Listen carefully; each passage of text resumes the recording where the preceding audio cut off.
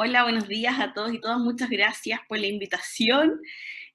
Muchas gracias por la presentación. Quería además contarles que eh, esta clase que vamos a hacer Paula y yo, somos las únicas que no somos profesoras así como de universidad, así que quizás va a tener algunos matices distintos porque venimos del mundo, yo por lo menos del mundo de las políticas públicas, de la evaluación y de la investigación y del trabajo territorial. Entonces va a tener un poco esa connotación la presentación. Yo no puedo partir sin hablar de violencia contra las mujeres en el espacio público, sin partir por el tema de la violencia contra las mujeres en general. Así que quería como que hiciéramos un pequeño recorrido eh, por esa temática. Quería partir con el tema de las brechas de género. Estas son, yo creo, las más importantes brechas de género que tenemos hoy día, todavía que persisten en las distintas países, ¿cierto?, en nuestras ciudades, y la importancia que tiene esta brecha que tiene que ver con la autonomía física, donde hay dos temas principales que tienen que ver con el derecho de vivir libres de violencia, ¿cierto? Y los derechos sexuales y reproductivos, ¿ya? El derecho a vivir libre de violencia, yo creo que es uno de los estandartes del tema más relevante que ha llevado el movimiento de mujeres, el movimiento feminista, un tema que todavía están en deuda con nosotras, porque hasta el día de hoy siguen persistiendo, siguen muriendo miles de mujeres en el mundo en manos de sus parejas o a partir de la violencia propiamente de género. Entonces siempre va a ser un tema que yo creo que va a llevar la delantera y siempre va a estar como muy visible frente a otras temáticas. La violencia contra las mujeres es un tema de derechos humanos principalmente porque anula, ¿cierto?, el goce a otros derechos humanos, como los que salen ahí en el modelo que yo les puse.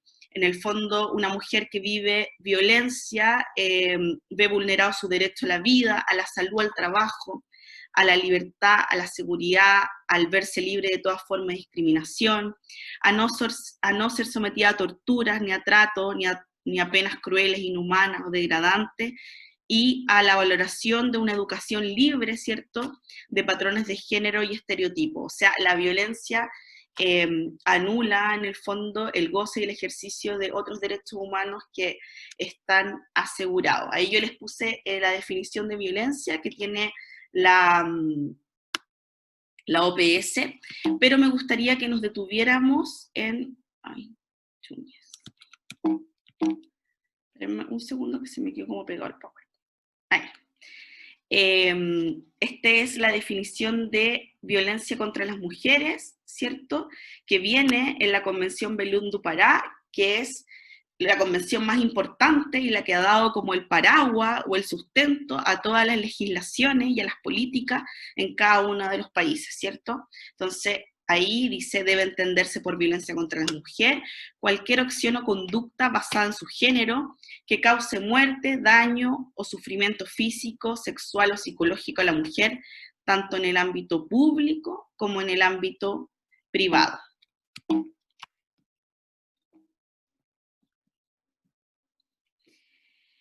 Esto, sin duda, ha dado espacio a la generación de muchos compromisos internacionales, que es cierto que hoy día existen, que muestran en el fondo cómo la violencia se expresa en diversos aspectos de la vida de las mujeres, tanto en los espacios públicos como privados, y estos tratados han permitido abordar estos diferentes tipos de violencia. Tratados internacionales que cada uno de los países ha firmado, ha ratificado, suscrito. Esto en el caso, yo puse ahí, en el caso de los que han sido ratificados y suscritos por Chile, que en el fondo han permitido una mayor visibilización y una mayor sensibilización respecto a la temática.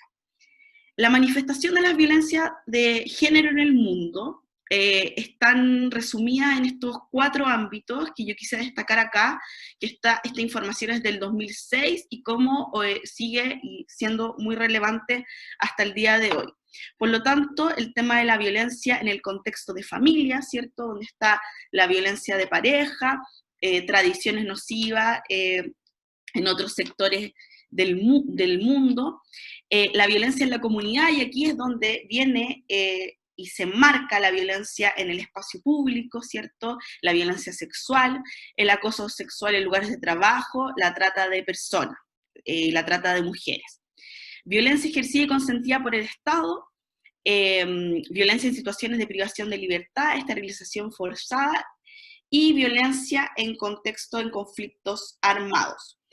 Aquí puse esto porque me parecía importante comentar, sobre todo por lo vivido el año pasado en Chile, cómo el tema, esto de la violencia en contexto de represión policial y de violencia de Estado, vuelven las manifestaciones, ¿cierto?, específicas contra las mujeres, sus cuerpos, la amenaza hacia la violencia sexual, cosas que volvimos a vivir, que hace unos tiempos atrás cuando veíamos estas temáticas decíamos, hoy menos mal que no, esto ya no está pasando, y vuelve a pasar el año recién pasado. Entonces todas estas temáticas siguen estando muy vigentes y hay que estar constantemente observando y caminar hacia, en el fondo, sistemas y políticas y sistemas de justicia que nos permitan contenerlas, abordarlas y, por cierto, eliminarlas. Ahí les puse un constructo respecto a los tipos de violencia, como la violencia viene de la violencia pareja, después se abre a algún ámbito de familia, que es donde está centrada la legislación, principalmente en el caso chileno. Después violencia contra las mujeres, después violencias de género, donde entra un espectro mucho más amplio, hasta niveles de violencia. Yo, la verdad es que los temas de violencia, disidencia, etcétera, no los he trabajado mucho, pero se enmarcarían en el contexto de esta violencia de género. La violencia ha estado presente siempre, hace muchos años, pero la violencia contra las mujeres se convierte en un problema de política pública no hace mucho tiempo. Yo creo que en el caso, por ejemplo, de Chile, la institucionalidad que contiene y que aborda es el Servicio Nacional de la Mujer, hoy Ministerio, pero que en los 90 se crea, ¿cierto?, como un servicio, recién en la vuelta a la democracia, al fin de la dictadura. Y tenemos que agradecer estos procesos sociales a las organizaciones de mujeres, quienes tuvieron un rol preponderante en la instalación de este problema en la agenda pública y al objeto de políticas públicas de Estado, así como también hoy día los grupos y las mujeres feministas tuvieron un rol muy preponderante en esta prueba, ¿cierto?, en esta nueva constitución. A partir de esto se empezó la construcción del problema de la violencia contra las mujeres, la elaboración de los discursos públicos, ¿cierto?, y la visibilización de las problemáticas. Todo esto permitido en el fondo por un sistema político institucional que empezó a reconocer el tema de las mujeres como un tema de relevancia, y cómo todos los actores fueron generando estas políticas públicas, donde, les insisto, el rol de las organizaciones de mujeres de la década de los 80 tuvo un rol fundamental en su reconocimiento. Así llegamos a legislaciones, ¿cierto?, que están vinculadas al tema de la violencia contra las mujeres. Yo puse algunas, no sé si están todas actualizadas, pero ahí cada una de sus países puede revisar cuáles son las legislaciones que están actuando. Lamentablemente nosotros en Chile estamos súper retrasados en materia de legislación, el tema de la violencia contra las mujeres aún está muy asociado al tema de la violencia intrafamiliar, y no sé si es así como en el reconocimiento más público, más ciudadano, pero sí es así en la institucionalidad y en el sistema que da, en los sistemas de políticas públicas que están disponibles para su abordaje. Nosotros, como decía la Yanina Zagal la antepasada, no tenemos una ley integral de violencia contra las mujeres. Yo creo que esa es una tremenda deuda que existe hoy día. ¿Qué pasa con el tema de la violencia contra las mujeres versus el tema de la violencia transfamiliar, que ha sido una tensión constante? Visibilizar en el fondo la diversidad de manifestaciones de la violencia y la diversidad de contextos en que ésta se ejerce, donde ya nos centraremos propiamente tan en los espacios públicos, ver el tema de la diversidad de las mujeres, en cómo reciben, cómo perciben, cómo vivencian estas violencias. O sea, no es lo mismo ser una niña a ser una persona mayor en la ciudad, y de qué manera vamos viviendo y nos va afectando estas violencias, y por cierto, otros contextos venidos de la interseccionalidad, en el fondo el tema de pobreza, clase social, etnia, nacionalidad, ruralidad, etcétera, van perfilando o dando forma a cómo vivimos, vivenciamos, experimentamos el temor, la percepción de temor y las violencias propiamente tales. Quería mostrarles un poquito esto. Este es el comportamiento de las cifras de violencia intrafamiliar actualizadas. Como ustedes pueden ver, es un balón constante, pero hoy día, ¿cierto?, se nos abre con el tema de la pandemia y el COVID. Miren el gráfico que está hacia la derecha, cómo hay una baja en la denuncia, ¿cierto?, por violencia intrafamiliar durante el periodo del COVID.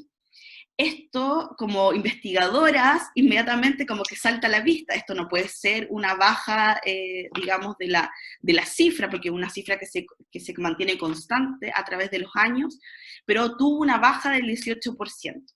Esto sin duda tiene que ver, tenemos que investigar, pero primeras hipótesis, con en el fondo la incapacidad de un sistema de contener denuncias. O sea, ¿qué pasó en los hogares? ¿Qué pasó cuando estuvimos en confinamiento, cuando estuvimos encerrados? ¿Cómo las mujeres enfrentamos estas situaciones de violencia? Es un tema que va a dar para investigar en los próximos años. Hay una baja en las denuncias formales, pero hay un aumento de un 125% en los llamados a los teléfonos de violencia intrafamiliar del Ministerio de la Mujer, y un aumento de un 107% del llamado a carabineros.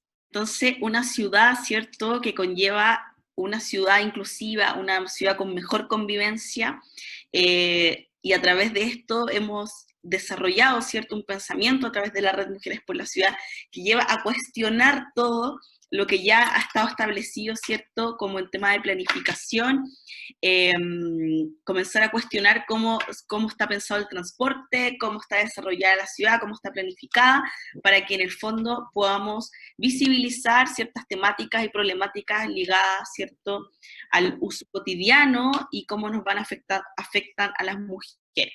Entonces, hay un cruce aquí en la ciudad, un cruce importante de mirar, que tiene que ver con el nivel socioeconómico y las desigualdades de género, y cómo esto se va expresando en la conformación de ciudades segregadas que tienen un alto impacto en la calidad de vida de las mujeres, un alto impacto en la vida cotidiana, ¿cierto? Y cómo se vive en distintos contextos, y la posibilidad de visibilizar esto. Aquí yo puse una imagen que es de la Agenda de Mujeres por la Ciudad, que se desarrolló aquí en Santiago y en la región a través de la red, que en el fondo muestra lo que yo ya les decía, que la ciudad no son espacios neutros que garanticen la igualdad de oportunidades para todos y todas, sino que reproducen diversas desigualdades sociales, sobre todo desde la interseccionalidad. La ciudad, ¿cierto? La ciudad está bastante fragmentada, sobre todo en el caso chileno, con periferias desprovistas de servicios y transportes eficientes, y esto sin duda va afectando el disfrute de los espacios públicos, y muchas veces incrementa la percepción de inseguridad de las mujeres en sus territorios. Cuando las mujeres sienten temor, ¿cierto? Esto es como lo que dice la red, yo siguiendo muy la línea de investigación de la Red Mujer y Hábitat. Cuando las mujeres sienten temor, abandonan los espacios públicos, ¿cierto? Van redefiniendo y restringiendo sus tiempos de intercambio y de uso y circulación de la ciudad, y sin duda eso genera, obviamente, desigualdades y limita el goce, ¿cierto?, de las mujeres de este espacio, y también de su desarrollo, y como vimos en la primera lámina, del cumplimiento y de la disminución de una serie de brechas que tienen que ver para avanzar, ¿cierto?, hacia la equidad de género y hacia la igualdad. Las mujeres disminuyen su movilidad cuando tienen temor, y usan en menor medida la oferta pública, la oferta de la ciudad, y para qué decir la noche, la ciudad de noche, el goce, ¿cierto? Ahí hay todo un tema donde las mujeres hemos estado excluidos hace muchísimo tiempo. Ahí yo les puse unas estadísticas chiquititas que tienen que ver con algunas encuestas de la región metropolitana y decirle y reforzar que en el fondo el 75.5% del 20% de hogares más pobres son jefaturas femeninas, ¿ya? Y estas jefaturas femeninas en general están excluidas hacia las periferias, donde menos recursos, menos equipamiento, menos transporte existe, ¿ya? Está el tema del acoso callejero, mucho, y eso quiero que lo veamos en la investigación, sufren o han sufrido o han visto acoso callejero. Este dato es un dato actualizadísimo también de la encuesta del 2020, que muestra la violencia en el espacio público. En la encuesta de violencia intrafamiliar, como les decía, se logró que se metiera el tema del espacio público a la medición, que costó la vida entera. No fue así fácil meter esta pregunta, sobre todo ahí como en la discusión con los estadísticos, para que tuviera en el fondo, se pudiera mirar linealmente. Es todo un tema incluir la pregunta, pero se hace muy, muy relevante, porque es un tema que afecta directamente y muy profundamente la libertad de las mujeres, y desde aquí es donde queremos partir para poder generar políticas públicas, ¿cierto?, a nivel general y a nivel más universal, que apunten a la disminución de estos reactivos, ¿cierto? Hay una variación desde la medición del 2017 al 2020, estadísticamente muy significativa respecto a la violencia en el espacio público. Imagínense que en la prevalencia vida, un 25% de las mujeres declaraba haber sufrido violencia en los espacios públicos, y en el 2020 tenemos un 46.9%, y esto quiere decir que la violencia, por una parte, no se ha disminuido, y por otra parte también las mujeres están mucho más conscientes de la ocurrencia y de mostrar o de denunciar este tipo de acciones contra ellas. Ahí están los reactivos que se preguntaron, que tienen que ver, que esto es súper compartido como a nivel internacional con las mediciones internacionales. Pero un 20% señaló que tocó su cuerpo sin su consentimiento, lo que me parece que es una cifra escandalosamente alta, aún en 2020. Ya, esto es lo que les comentaba. Yo creo que ya no me queda nada de tiempo, pero voy a hacerlo más o menos rápido. El año pasado hicimos un estudio sobre el temor en SUR para la Subsecretaría de Prevención del Delito, que tenía que ver con un poco esto, como en el fondo la política de seguridad ciudadana, y todas las acciones y todo el dinero que se ha invertido en esa materia, en materia de política pública, ha quedado corto, porque el temor no disminuye. Chile, ustedes saben que es uno de los países que tiene más temor o sea, la brecha es más alta entre el temor y la ocurrencia de delitos propiamente de connotación, delitos de mayor connotación social, referidos a la violencia. Entonces, la gente tiene mucho más temor que en otros países referido a este tema. Y se llegó, y a partir de eso entramos en un estudio cualitativo, o sea, un estudio gigante, pero yo solamente les voy a mostrar lo que tiene que ver con el estudio cualitativo y con lo que se descubrió mirando los barrios, ¿ya? Los barrios propiamente tales. Bueno, la inseguridad y el temor, como dice ahí, no están solamente referidas a factores de carácter económico, social y culturales, sino también a asimetrías entre hombres y mujeres, las cuales van de inseguridades físicas a privaciones materiales como desventajas simbólicas, ¿ya? En el caso de las mujeres, es cierto, el tema de la amenaza adicional, que tiene que ver con el cuerpo, ¿cierto? El tema del contenido sexual y el cuerpo como territorio, como un factor muy importante de temor. ¿A qué le temían las mujeres? Le temían a a la desprotección y el peligro de los otros y de sí misma. Y aquí entra un tema muy relevante, porque no solamente las mujeres expresan la inseguridad vinculada al ser mujer y a su condición propiamente personal, sino que también a la protección de otros, lo que hemos hablado, ¿cierto?, ampliamente a través de este curso, que tiene que ver con el tema de cuidados y cómo las mujeres se proyectan en este rol también en el contexto de la seguridad. Y por segundo lugar, le temen a situaciones provocadas en el entorno, ya que tienen que ver con lo que les decía, el acoso, la violencia sexual, la presencia de droga en los barrios, de tráfico y de venta de droga. Hay una situación que genera mucha tensión y mucho temor en las mujeres, y el tema de los asaltos y robos a viviendas.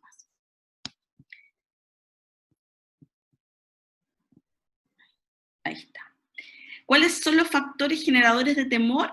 Lo que les decía, el tema de la edad, o sea, las mujeres vivencian la violencia y el temor de manera diferente dependiendo su ciclo etario. El tema de los espacios públicos, las calles solitarias y oscuras, la violencia callejera y las incivilidades y la presencia de desconocidos en sus barrios. ¿Y qué fueron identificados por las mujeres como factores protectores? Las redes de protección comunitaria, que ahí hay un tema muy relevante a tratar, investigar y mirar, que tiene que ver, porque las redes comunitarias, hay que ver también cómo se han comportado en la prevención, como les decía en un principio, de la violencia contra la mujer en el ámbito de familia también, que ahí yo creo que hay un tema bastante relevante de poder mirar, pero donde existen buenas redes de protección comunitaria, ahí es un espacio más seguro para las mujeres. Y por cierto, la calidad de los espacios públicos y de los equipamientos. Las experiencias y las percepciones de temor que tienen las mujeres en su vivencia cotidiana y en su representación, las lleva a desarrollar estrategias adaptativas, en su mayoría asociadas al miedo. Y esto es muy relevante cuando miramos la ciudad desde esta perspectiva, porque en el fondo las mujeres vemos limitada nuestra autonomía de participación, de tránsito, etcétera, para no ser víctimas de violencia, ¿ya? Que es lo que conversábamos en un principio. Las mujeres restringen, cambian, no solo sus trayectos, también sus maneras de vestir, su manera de la posibilidad de ir acompañada, sus tránsitos, sus llegadas a sus casas, sus posibilidades de trabajar, por la existencia de este temor y esta violencia. Y por último, para ir terminando, este estudio de temor y auditoría de género en la línea 6 del metro, que hicimos ahí en colaboración con Ciudad Feminista, que quería comentarles que es una investigación muy bonita porque se hizo de manera voluntaria. Todos quienes salieron a levantar la información fue mujeres voluntarias de la universidad, estudiantes, etc. Así que fue una experiencia muy interesante poder hacer estas investigaciones con casi nada de recursos, pero que sin duda entregan mucha información. Aquí nos centramos en el tema del transporte público, invitar a reflexionar en torno a la ciudad, a la forma en cómo nos posicionamos, en sus similitudes y diferencias, pero a partir de esta estructura, ¿cierto? Y ver cómo la materialidad, qué pasa a partir de esta materialidad. Además, esta es la línea 6 del metro, que es una línea 6 ultramoderna, con los mejores estándares de calidad, ¿cierto?, en materia de transporte, pero ¿qué pasa cuando estas interrupciones o estas avances, ¿cierto?, en tema de transporte no consideran en el fondo la ciudad, su entorno y los equipamientos? ¿Qué pasa con las mujeres, sus emociones, su experiencia? Y cómo se desarrolla este tránsito. Decirles además que aquí es muy interesante porque esta investigación se hizo con mujeres que yo diría que principalmente trabajan fuera del hogar, porque tomamos la muestra de la encuesta, se hizo en un horario de regreso a sus casas. Entonces eso lo hace sumamente interesante. Esto les quería mostrar un poco. Esta es la línea del metro que va desde la estación Los Leones, que es el centro de la ciudad de Santiago, ciudades más bien espacios con buenos equipamientos, con nivel socioeconómico bastante alto, hacia la zona de Cerrillo, que es cruzar toda la ciudad, y a comunas más populares y populosas, ¿ya? Y como pueden ver, la percepción de noche segura, miren cómo es en los centros de la ciudad, mucho más segura sienten las mujeres su tránsito, que lo rosado representa mayor inseguridad en la noche. La inseguridad siempre es mayor en la noche en los entornos de la línea del metro, pero miren cómo varía de una comuna con ciertos estándares de calidad de infraestructura a otras comunas que tienen menor estándar. Pienso en iluminación, ¿cierto? Servicio, vigilancia, la combinación entre digamos, el comercio y lo habitacional, ahí todas esas variables que van conjugando en esta sensación. Y por último, quería mostrarles esto, como qué solución ven las mujeres a este tema de la sensación de inseguridad. El tema de la iluminación y el tema de la vigilancia son sumamente ahí en gigante en esa infografía, ¿cierto?, de palabras, como se puede ver, y ahí por ahí deberían ir, ¿cierto?, las líneas y la resolución en materia de político, de qué acciones se podían tomar. Y por último, les quería mostrar este mapita que tiene que ver con la presencia de acoso y abuso por estación. Y ahí, como ustedes pueden dar cuenta, aquí no hay diferencia entre una comuna y otra. Las mujeres, si ven el gráfico abajo, han sentido acoso en casi todas las estaciones, a las afueras de casi todas las estaciones, y han vivido abuso, que es lo que está en rojo abajo, aquí más en esta zona de Franklin, que es como la zona sur de la ciudad. Así que yo me voy a quedar por ahí.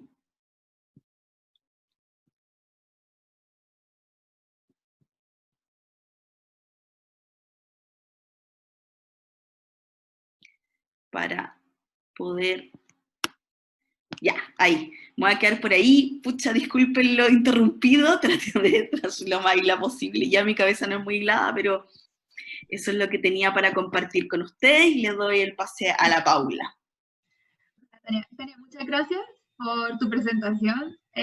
Vamos, como dice Tania, a pasar a Paula. Paula es periodista con más de 10 años en medios de comunicación, es conductora radial y editora en Radio Universidad de Chile, candidata a magíster en problemáticas sociales infanto-juveniles de la UBA, y nos va a hablar específicamente de la violencia del lenguaje en el marco de los medios de comunicación.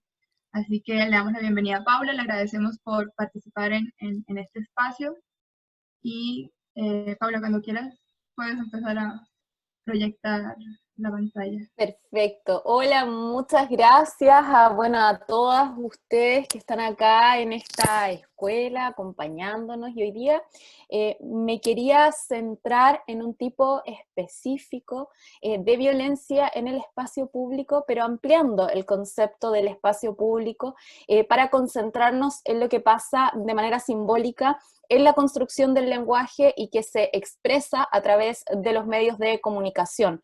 Una realidad común en todo el mundo, pero que cobra mucho sentido y mucha fuerza en Latinoamérica. Vamos a hacer en algún minuto un ejercicio de revisión de cuáles son estos conceptos que finalmente van construyendo estas categorías de violencia y que se expresan de manera muy fuerte a través de los medios de comunicación. Les voy a compartir pantalla para que puedan ver la presentación.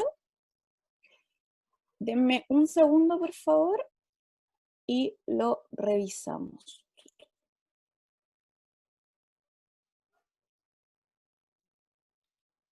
Que no la puedo proyectar.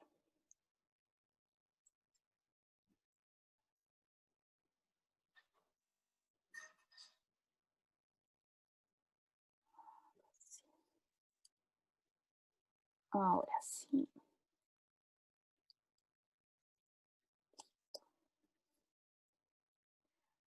Bueno, ¿de qué hablamos cuando hablamos de violencia machista? En esta imagen que pongo en esta primera gráfica para compartir, tenemos lo visible y lo invisible, y hoy día vamos a concentrarnos en lo invisible. Vamos a ir muy abajo en este pedacito de hielo que muestra la imagen para concentrarnos en lo que ocurre con la publicidad, con el lenguaje sexista, con el humor sexista también, que finalmente son los constructos sobre los que día a día se va armando una pauta de comunicación, una pauta de prensa. Este es un tipo de violencia que se engendra desde la cotidianeidad y que naturaliza además otras prácticas y porque finalmente traspasa los lenguajes y, como sabemos, los lenguajes van construyendo realidades.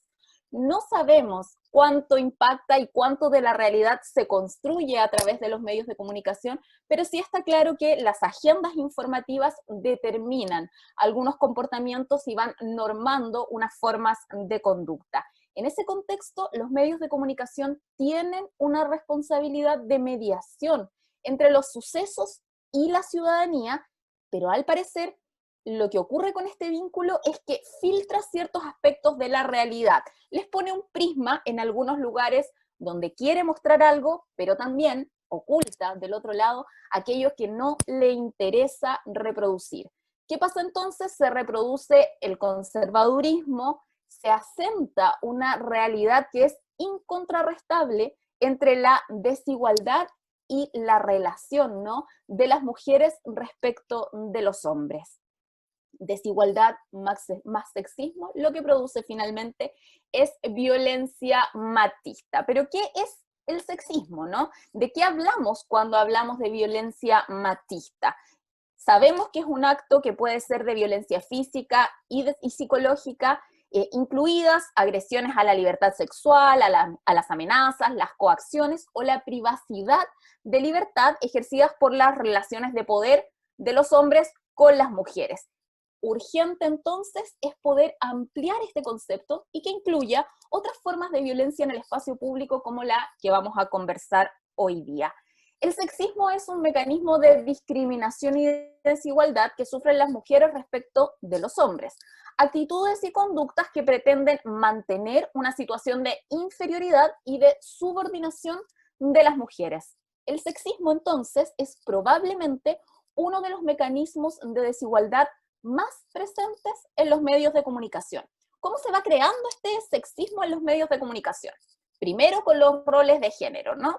Que son un conjunto de deberes, de aprobaciones, de prohibiciones y también de expectativas acerca de comportamientos sociales apropiados para las personas que poseen un sexo determinado. Entonces yo acá puse una primera imagen que tiene que ver con una mujer, con estos íconos, ¿no?, que existen, vestida de determinada manera, utilizando determinado color, y en su cabeza una plancha que da cuenta de estas labores de la mujer al interior del hogar. Un hombre, otra forma de vestir, otros colores y una pelota, ¿no? Que dan cuenta del espacio exterior, pero también de los deportes, del poder masculino, y se va construyendo así esta ideal, esta tipificación del ideal masculino y femenino, ¿no?, que es normativizada hasta el estereotipo, aunque en el desarrollo individual la futura mujer u hombre haga una elección personal diferente. Están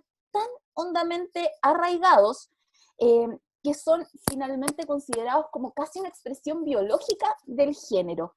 Y la ruptura con esos roles de género es fuente de violencia, de decepción y también de desigualdad. ¿Qué tenemos en este otro lado? Algunas portadas de revista y también juguetes, ¿no?, que nos dan cuenta de cómo en la publicidad se construyen también, desde que los niños son niños y niñas muy, muy, muy pequeños, este concepto de roles. Una cocinera, una mamá, un hombre jugando en Action Man con helicópteros o con diferentes cosas, mientras que las mujeres siempre traídas al espacio íntimo desde que son niñas. Vamos a seguir avanzando. ¿Por qué es importante erradicar la violencia de los medios de comunicación? Bueno, es importante erradicarla porque es un tipo de violencia que se engendra, como lo decíamos, desde la cotidianeidad y que naturaliza otras prácticas, que es la que se ejerce a través de los lenguajes y a través de lo que se indica como información. Para Pierre Bourdieu denomina, ¿no?, como violencia simbólica a esta violencia amortiguada, insensible e invisible para sus propias víctimas, que se ejerce esencialmente a través de los caminos puramente simbólicos de la comunicación y del conocimiento, o más exactamente del desconocimiento, del reconocimiento o, en último término, del sentimiento. ¿Qué voy a mostrarles a continuación? Algunas portadas que reflejan en televisión o en medios de comunicación escritas formas de hablar de las mujeres. Esta es una portada, para quienes no son de Chile, de un matinal nacional, donde se llevó adelante una discusión pública muy fuerte en torno a la mujer que aparece con una polera morada, Nabila Rifo, víctima de violencia machista, donde se cuestionó, por ejemplo, su expediente ginecológico para tratar de justificar de algún modo la agresión brutal de la que había sido víctima. Otro más, en otro canal de televisión, para un crimen femicida, ¿no? Donde hubo un programa entero dedicado a un informe criminológico forense de la personalidad de esta mujer, dando también algunas luces de que de alguna u otra forma se podía justificar su femicidio. Acá, una colección de portadas de medios locales para atesorar, ¿no? Hizo anticucho con la polola, maldito le atravesó fierro 18 a su amada en Arica. La segunda, Orsini acompañó a Boric, estamos hablando de 2 diputados. Acá, una portada de The Clinic, atrás podemos ver el amor y los celos la mataron. La jugada de Fran, dejó a su ex cuidando a su hijo. Otra portada, pero célebre, de lo que ha pasado en Chile con el proceso constituyente, ¿no? Los 10 abogados clave para el debate constitucional que viene, como si las mujeres no fueran abogadas, como si las mujeres no fueran constitucionalistas y como si las mujeres no fueran influyentes en el debate que va a existir en la Convención Constitucional, donde, y por primera vez en la historia del mundo, tiene que ser paritaria. ¿Qué pasa entonces? Somos estereotipadas por un lado y además somos pocas. Las mujeres solo representan el 28% del total de sujetos y fuentes en las noticias de prensa y en los informativos de radio y televisión. ¿Qué quiere decir eso? Que se nos consulta menos, que cuando hay un tema, por ejemplo el anterior, no se les ocurre pensar en una mujer constitucionalista que esté siendo parte de este debate. Representan el 33% en los diarios digitales y en las opiniones de Twitter. La paridad se limita a un tema, crimen y violencia. En esas informaciones las mujeres somos el 51% de los sujetos de las noticias. Crímenes y violencia, para muestra un botón, ¿no?, estas portadas. El 91% de los expertos consultados son hombres. La mayor presencia de mujeres es como fuentes de opinión popular y de experiencias personales. Además, la mayor parte de los dueños de medios y directores, editores generales y en general son hombres. Ellos son los tomadores de decisión, a pesar de que en las comunicaciones hay una alta presencia femenina entre las profesionales. En los medios, entonces, al igual que en otros espacios laborales, estamos subrepresentadas en los niveles de decisión y sobrerepresentadas en las jerarquías inferiores, lo cual incide, por supuesto, en la definición de temas a tratar y seguramente en los enfoques. ¿Cómo nos retratan? Nos retratan como la mujer madre, nos retratan como la mujer objeto y nos retratan como la mujer dueña de casa. No quiere decir que no exista otra forma de retratarnos, pero sí quiere decir que principalmente estos son a los 3 estereotipos donde principalmente se nos retrata en los medios de comunicación. Yo quería hacer un ejercicio, voy a cambiar mi pantalla, voy a dejar de compartir esta por un minuto, para mostrarles las portadas del día de hoy en medios de comunicación nacionales, pero también en medios de comunicación internacional, aprovechando que habemos participantes de distintos lugares en esta escuela. Voy a partir con la de un diario de circulación nacional en Chile, probablemente con el diario de mayor circulación nacional, y voy a irles mostrando de qué estamos hablando. Esta es la portada del Mercurio del día de hoy. Tenemos acá arriba, Premio Mujer Impacta, destacan a 16 mujeres cuya labor social ha dejado profunda huella en sus comunicados, en sus comunidades, perdón. La mujer y sus experiencias en el impacto social, ¿no? Respondía a una de estas categorías de violencia. Acá tenemos el regreso de Yarri, y estamos hablando de un tenista chileno, obviamente destacado por su vuelta al tenis.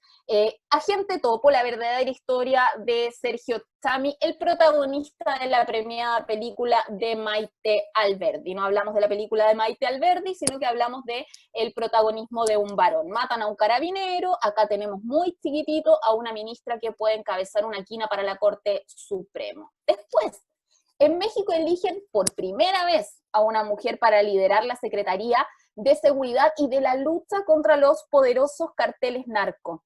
¿De verdad era necesario destacar que era la primera vez? ¿No tendrá esta mujer los motivos necesarios para llegar a ese cargo? Hay que exponerla de esa forma, ¿no? Hay que generar el titular de esa manera.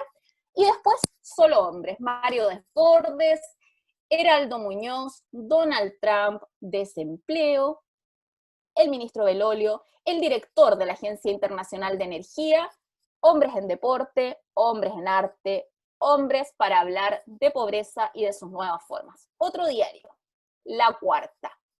Este es un diario de corte popular que se reparte en nuestro país, y acá tenemos una portada 100% masculina.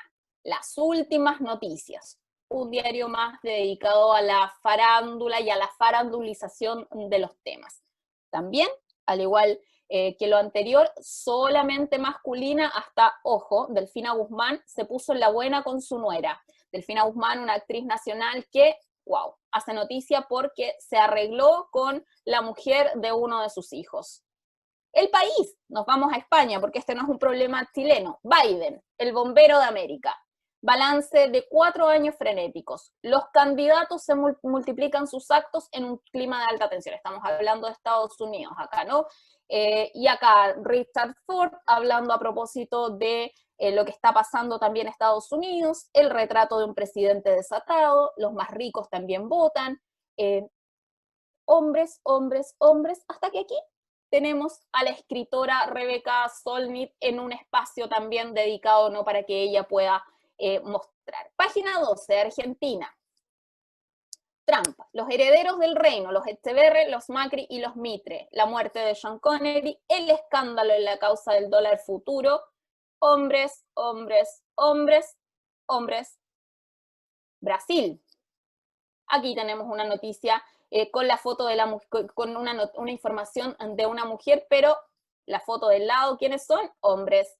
Acá una brasileña de las víctimas, investigadores, gobierno filipino, hombres, hombres, hombres, hombres. Esto es Colombia. Carreteras, y bueno, tenemos más hombres. Hombres en deporte, por supuesto. Y vamos al último, México. Acá tenemos la noticia de la mujer que acá en Chile es presentada como la primera en llegar a este cargo. Después tenemos mucha información a propósito de varones, una mujer, pero desde su experiencia personal, ¿no? La jefa de gobierno habla desde su experiencia personal, no desde su cargo. Y atrás, cuando vamos a deporte y seguimos revisando las noticias, Sofía Castro cumple 24 años, acá mujeres y un escote. Bueno, la idea era, por supuesto, poder explicarles de esta forma, a nivel de una manera tal vez muy gráfica, de lo que estamos hablando cuando hablamos de características donde se construyen las violencias. Vamos a volver a la presentación. porque hay malas prácticas, ¿no? Hay malas prácticas en el lenguaje, lo veíamos a la hora de titular respecto de un cargo tan importante como el sucedido en México, en las imágenes, en las fuentes, por supuesto, al ignorarnos de esos lugares, y esto repercute y se construye en un problema de agenda, en cuáles son las noticias que contamos. Recordemos que las noticias son un prisma, un lente que uno pone sobre una parte de la sociedad y no sobre la sociedad toda. Y ese es un lente del que nosotras como mujeres estamos ausentes en nuestra vida íntegra, respondiendo, por supuesto, a los estereotipos en los cuales se nos retrata. ¿Qué pasa con Internet? ¿Son viejas o son nuevas violencias? Vamos a revisar un poco de esto.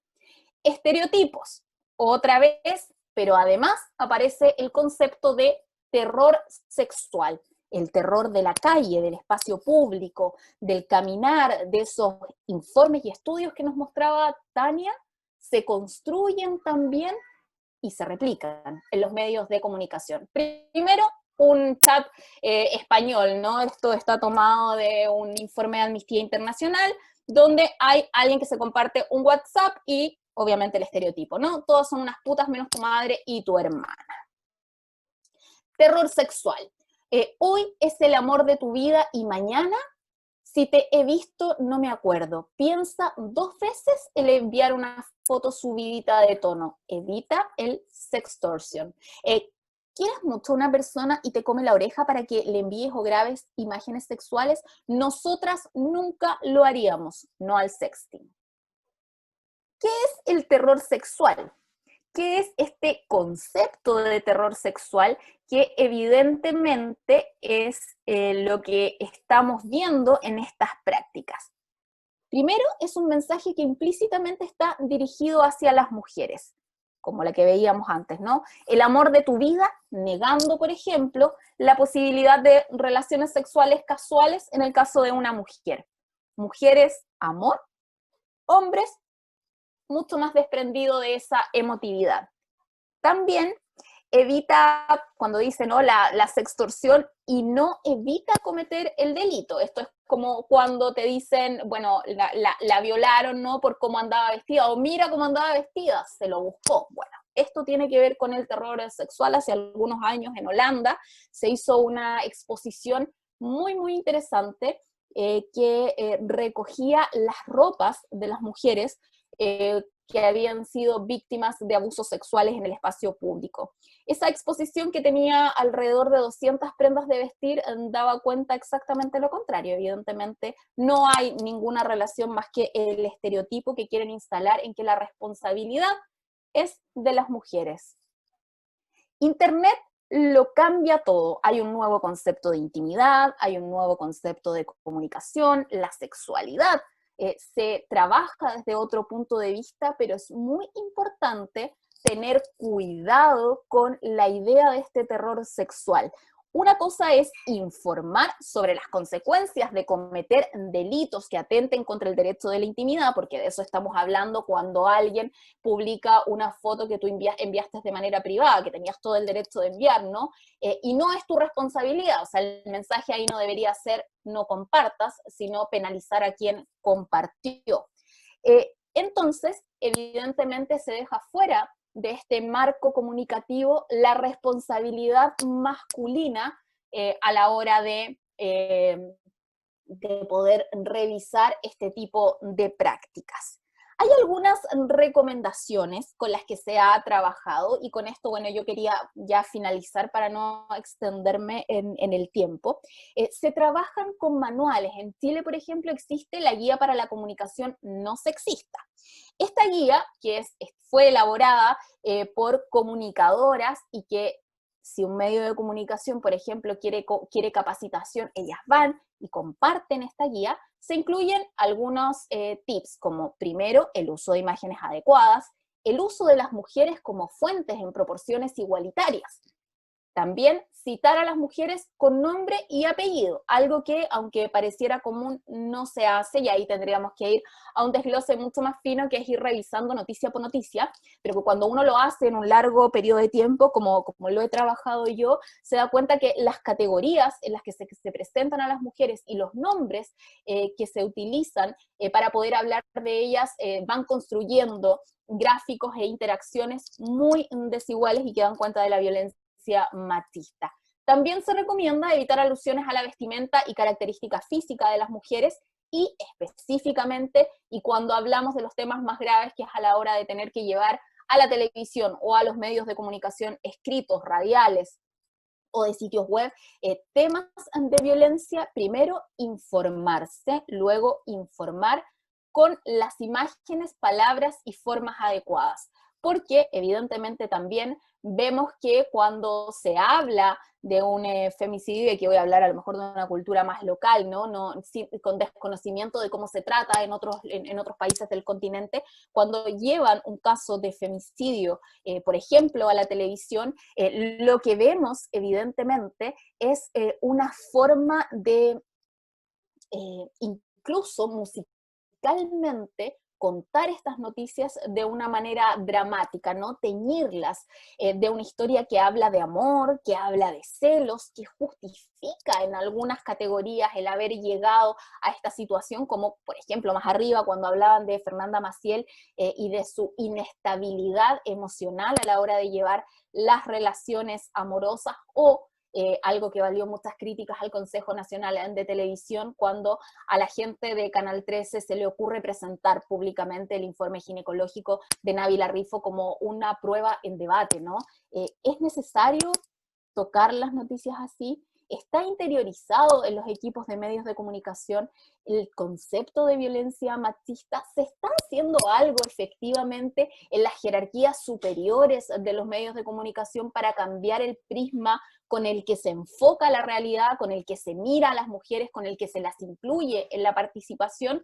La verdad es que hoy día no vemos que eso cambie a un ritmo acelerado. Estamos a puertas de una elección constituyente en nuestro país que, como en algún minuto les mencionaba, tiene la condición de ser paritaria, pero no es paritaria la aparición de las mujeres en el espacio público de los medios de comunicación. Por lo tanto, las mujeres que se presenten a la convención constituyente van a tener menos espacios en los medios de comunicación, y cuando tengan espacio probablemente se las va a tratar de asociar a alguna de estas tres categorías, donde la experiencia personal, la emotiva, la íntima, va a terminar siendo una carta de presentación por sobre las razones laborales y profesionales que la llevan a ser parte de esta elección. Hay que tener cuidado entonces, porque evidentemente en este proceso, ¿no?, vinculándolo a todo lo que se viene en nuestro país, el enfoque que los medios de comunicación le quieran dar a las mujeres, o más bien, si siguen el conservadurismo con el que se ha llevado hasta ahora, lo que va a pasar es que nuevamente vamos a estar subrepresentadas, pese a que finalmente vamos a tener que ser elegidas con equidad. Entonces, no es no vinculante el que, por ejemplo, las mujeres puedan, por ejemplo, salir electas con menos votos, ¿no? Y que después se cuestione y se diga que esta es la candidata que salió electa con 5 votos, como ejemplo. No, las mujeres no obtienen 5 votos porque son menos candidatas que un hombre. Obtienen 5 votos, obtienen menor participación porque tienen menor incidencia en el espacio público, y porque las que llegan a incidir o las que llegan a ser parte de la información del espacio público, muchas veces, recordemos, el 51% de las veces, llega ahí a ocupar una porción de un texto porque ha sido víctima de algún tipo de violencia. Además, y en este tema de la representación y de la subrepresentación, son evidentemente las mujeres de sectores populares las que presentan una mayor desigualdad a la hora de participar de este espacio público simbólico, siendo ellas de este 51% más del 90% de las mujeres víctimas. Las otras mujeres, las que forman parte de las clases superiores, de las clases más acomodadas, por lo menos en nuestro país, al menos tienen la posibilidad de llegar a convertirse en una fuente informativa, tratando de hacer algún signo, algún seña a la igualdad de género. Bueno, esto es lo que yo les quería compartir hoy, es lo que les quería contar a propósito de cómo se construyen las violencias desde los medios de comunicación y cómo estas violencias también marcan nuestras vidas, nuestras historias, porque nos prenden la luz en aquellas dimensiones que esta sobre representación masculina de los cambios, de los cargos directivos de los medios de comunicación quieren mostrar, o por el contrario ocultan todo el resto de nuestros espacios y formas de aparecer públicamente. Muchas gracias.